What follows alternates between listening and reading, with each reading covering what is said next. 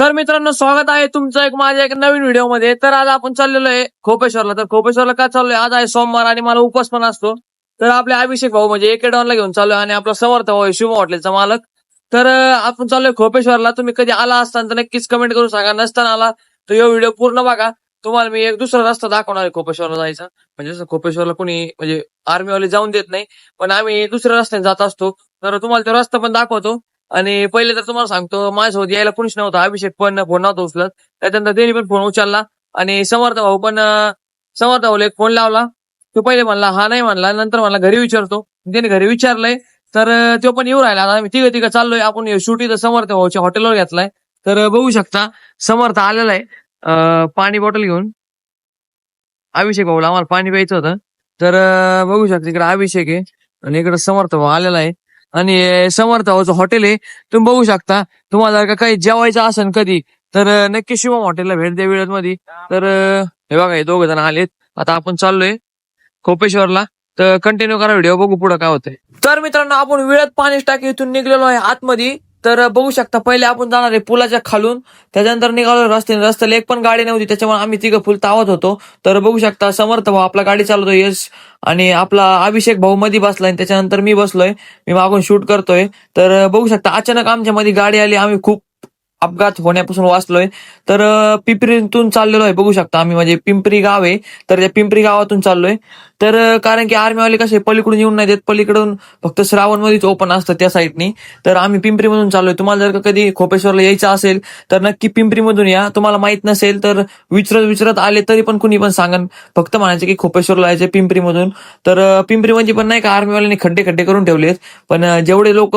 तर मित्रांनो, अभिषेक भाऊने गाडी काढलेली इथून. आता अभिषेक भाऊ सुस्तावला होता, चक्कर येत होती, पण कशी गाडी काढली काय ना. आता बस ना, हे नको चालू दे, येईन मी नाही इथं जायचंय. गाडी काढून दे, इथं काम होतं. आता आलेलो आहे, बघू शकता इथं आर्मीच्या गाड्या असतात. सेकंड काय तर माझं असं म्हणणं आहे मित्रांनो, आर्मीवाल्यांनी खड्डे का केले असेल तर आपण तिथून मोठी गाडी घेऊन जाऊ शकत नाही, त्याच्यामुळे तर आपण फक्त छोटी गाडी घेऊन जाऊ शकतो. त्यामुळे त्यांनी तिथे खड्डे केलेले. तर बघू शकता आपण पोहोचलेलो आहे मंदिरापाशी. कॉलेजची पण मुलं होते. समर्थ भाऊ गाडीवरून उतरलाय. आता तुम्ही कंटिन्यू करा ब्लॉग, पुढे बघू कसं मंदिर आहे आतमध्ये. तर मित्रांनो, आलेलो आहे आपण खोपेश्वरला. तर आज सोमवार असल्यामुळे भरपूर गर्दी दिसलेली, आणि कॉलेजचे मुलं पण आलेले आहेत, म्हणजे मोठे, माझ्या वयाचे नाही, खूप मोठे मुलं आलेले आहेत.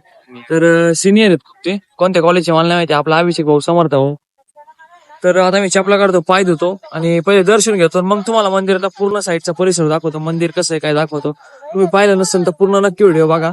आणि आज खूप भारी वाटतंय नाही इथं आल्यानंतर, गर्दी पण खूप आहे. बघू शकता बाहेरून असं मंदिर आहे. तर आधी आम्ही पाय धुवून घेतो आणि तिथून पुढं व्हिडिओ चालू करतो. तर कॉलेजच्या मुलांचा बघू शकता कसा फोटोशूट चाललाय. तर मला एखादे बोलले असते फोटो काढते, मी फोटो काढून नसतं दिला का त्यांना. मित्रांनो, आता आमच्या तिघांचं पण दर्शन झालेलं आहे. आता तुम्हाला मी पूर्ण मंदिर दाखवणार आहे. आम्ही आधी निवांत दर्शन घेतलं, त्यानंतर म्हणलं व्हिडिओ काढू आपण. आणि इथं जे महाराज आहेत ते आपल्याला आहे ना थोडीशी माहिती पण देणार आहे. तर मी डोंगराच्या वरती आलो, इथं वारं पण खूप आहे. माझा आवाज येतो का नाही माहित नाही मला, ते बघू आपण पुढं. तर तुम्हाला अजून वरतून मी आधी मंदिर दाखवतो आणि तिथून पुढं आतमध्ये दाखवतो कसं मंदिर आहे. तर तुम्ही आला नसतान तर नक्कीच हा व्हिडिओ पूर्ण बघा आणि सबस्क्राईब करून ठेवा. असेच आपल्या चॅनलवर नवीन नवीन व्हिडिओ येत राहणार आहे. जेवढे पण आपले 3-4 गाव आहेत, देहरेगाव, शिंगवे, नांदगाव, विळद, या 4ही गावात जेवढे मंदिरं म्हणा, जेवढे भारी भारी ठिकाण आहे, तेवढ्या ठिकाणाचे व्हिडिओ आपल्या चॅनलवर येणार आहे. तर कंटिन्यू करा व्हिडिओ, बघू पुढं कसं मंदिर आहे. तुम्ही पण बघा, मी तर बघितलंय. तर चला, हे बघा मी आता वरती आहे नाही का, तुम्हाला थोडंसं अजून वरती जाऊन दाखवतो. इकडे आर्मीवाले, कसं मी नाही जाऊ शकत जास्त वरती, आता इथं आर्मीवाले होते. तर हे बघू शकता वरतून मंदिर, इथं झाडं असल्यामुळं वडाचं, त्याच्यामुळं मंदिर एवढं दिसणार नाही. तर कॉलेजची पण मुलं आलेली भरपूर. तर कंटिन्यू करा व्हिडिओ. आता मी चाललोय खाली, तर तुम्हाला आतमध्ये दाखवतो मंदिर कसं आहे. तर चला. तर मित्रांनो नाही का, इथं पण पावसाळ्यामध्ये पाणी पडत असतं जास्त पाऊस झाल्यावर, आणि इथून आहे ना, इथून पाणी जातं. तर इथून ही नळी का केलेली माहिती का मित्रांनो, म्हणजे ही जी हे केलंय ना, ते जेवढे पण दर्शन घेण्यासाठी येते तर इथून पाणी चालू असताना सर्वांनी इथून पाय धुवायचे असतात. त्याच्यामुळे हे बघू शकता कॉलेजचे पण भरपूर मुलं आलेत. तर चला, इथं हे बघा, इकडून आहे ना पाणी पडतं, ते पाणी इथून जातं, असं इथून पाणी जात असतं. तर जेवढे पण दर्शनासाठी येतात ना, तर त्यांनी याच्यात पाय धुवायचे असतात, म्हणजे नाही का, दर्शनाच्या आधी. तर बघू आता, हे बघा मंदिर असं बाहेरून. तर इथे वडाचं झाड आहे, आणि हे बघा मंदिर. तर पलीकडून दाखवतो. तर मित्रांनो आता आपण आतमध्ये जाणार आहे, बघू शकतो. तर आतमध्ये जाण्याच्या आधी आपण नंदी महाराजाचे दर्शन घेतलेलं आहे. तुम्ही पण घ्या, बघू शकता नंदी महाराज किती मोठी मूर्ती आहे. तर इकडून पण बघू शकता, इथं नाव आहे, इथं पण आहे. तर कंटिन्यू करा ब्लॉग, बघू पुढे काय होतंय. इथं आपल्या गणपती बाप्पाची मूर्ती मस्त आहे. आतमध्ये जाण्याच्या आधी हे बघा, इथं पण बघा. आतमध्ये आलोय आपण.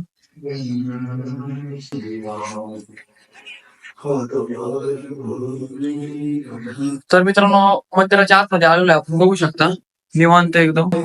तुम्ही पण दर्शन घ्या. आज सोमवार असल्यामुळे भरपूर गर्दी इथे.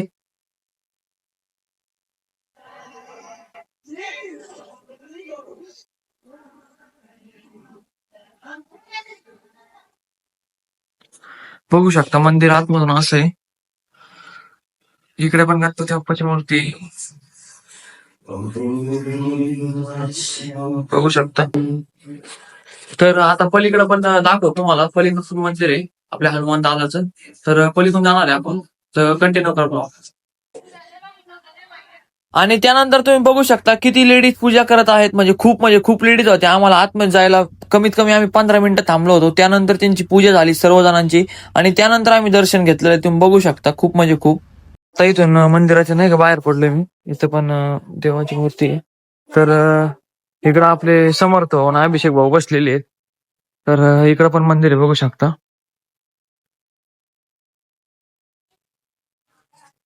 आपल्या हनुमान दादाचं मंदिर आहे मस्त इथं. तर हारबीर लावलेला आहे मस्त. आणि इथं पण महादेवाची पिंड आहे एक छोटीशी. तर इथं पण पूजा झालेली आहे. तर तुम्ही पण निवांत दर्शन घ्या, बघू शकता कसं आहे खोपेश्वरचं मंदिर. तर आपण आता म्हणजे तिथं तिथं जे महाराज आहे ना त्यांच्याकडून माहिती घेणार थोडीशी या मंदिराबद्दल. तर बघू पुढे काय होतंय. कंटिन्यू करा ब्लॉग, तुम्ही पण दर्शन घ्या. तर चला बाहेर होता. हे बघा मंदिरचा परिसर पूर्ण नाही का डोंगर आहे. कॉलेजची मुलं पण चालली ना आता. हे बघा, हे असं मंदिर आहे. हे वरती बघा.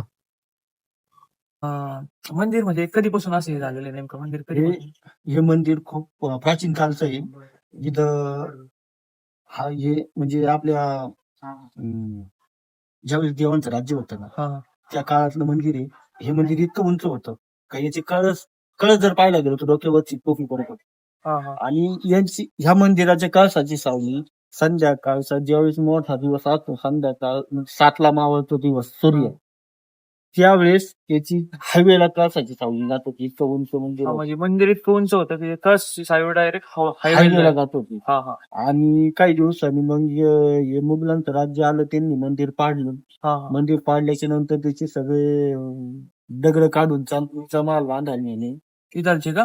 म्हणजे इथलचे जे मंदिराचे दगड होते सगळे चांदीच्या मालासाठी नेले. आणि त्याच्यानंतर मग छोटं मंदिर, मग अशी पूजा करता करता आमचे पिंपरीचे सगळं भक्त मंडळ आहे मोठं, खोपेश्वर भक्त मंडळ म्हणून, त्यांनी मग सप्ताह भंडारा चालू केला, पूजा चालू केली. आणि 2011 मध्ये परत जीर्णोद्धार केला, पूर्ण मंदिर बांधलं 2011 मध्ये. त्या अगोदर छोटं मंदिर होतं. हे जे उंबराच्या फांद्या आहेत ना, या फांद्याने हे मंदिर पूर्ण झाकलेलं होतं. मग या फांद्या कट करून मोठं मंदिर बांधलं. आणि पहिला भाग आपला भंडारा जो होता श्रावण महिन्यात 4थ्या सोमवारी, हा 7 किलोचा होता. आता तो 7 क्विंटलचा आहे. 7 क्विंटलचा आहे भंडारा श्रावण महिन्यात 4थ्या सोमवारी. आणि इथं सोमवारी पण प्रसाद चालू असतो, खिचडी, केळं वगैरे सगळं चालू. आणि आता श्रावण येते त्याच्यात कसं काय? श्रावण महिन्यामध्ये पहाटे 4 वाजता पूजा होते. पहाटे 4 वाजता दुपारी 12च्या दरम्यान होते आणि परत संध्याकाळी होते 8 वाजता. 8 वाजता संध्याकाळी 3 वेळेस आरती होती श्रावण महिन्यामध्ये दिवसभरात. सकाळी येणारी पुजारी वेगळे, दुपारी करणारी पूजा वेगळी, संध्याकाळी प्रदोष काळात येणारे पुजारी वेगळे, अशी भक्त मंडळाची ठराविक माणसं जिथले तिथं नेमलेले आहेत. हा. आणि मग येण्यासाठी श्रावण मध्ये इकडून रोड चालू होईल ना? श्रावण महिन्यामध्ये वायगेट वरून पूर्ण खुल्ला असतं येण्या जाण्यासाठी. हा. सकाळी 6 बाहेरच्या भक्तांना बरं का, सकाळी 6 ते 10 हा. आणि संध्याकाळी 4 ते 6 फ्री असतात येण्या जाण्यासाठी गेट वरून. हा. नुसतं इकडून येण्यासाठी गावातल्या लोकांना फ्री पूर्ण महिना. हा. श्रावण महिन्यामध्ये इथं नागपंचमीची मोठी पूजा केली जाते नागपंचमीच्या दिवशी. हा. परत प्रत्येक सोमवारी जेवढे सोमवार येतील तेवढ्या सोमवारी मोठी पूजा होती आणि चौथ्या सोमवारी मोठा अभिषेक असतो. हा. सोमवार. चौथ्या सोमवारी परत जो रक्षाबंधन नारळी पौर्णिमा असते त्या दिवशी एक मोठी पूजा असते इथं. आणि अजून ज्याच्या ज्या पद्धतीने अभिषेक चालूच असले. परत कोणाची वास्तुशांती म्हणजे कालसर्पेट शांती होती परत रुद्रपूजा होती. परत विविध प्रकारच्या पूजा आहेत त्या इथं करतात. त्याच्यासाठी आपले पंडित पण येतात, त्यांना आपण फोन करून बोलून श्रद्धा घेतात.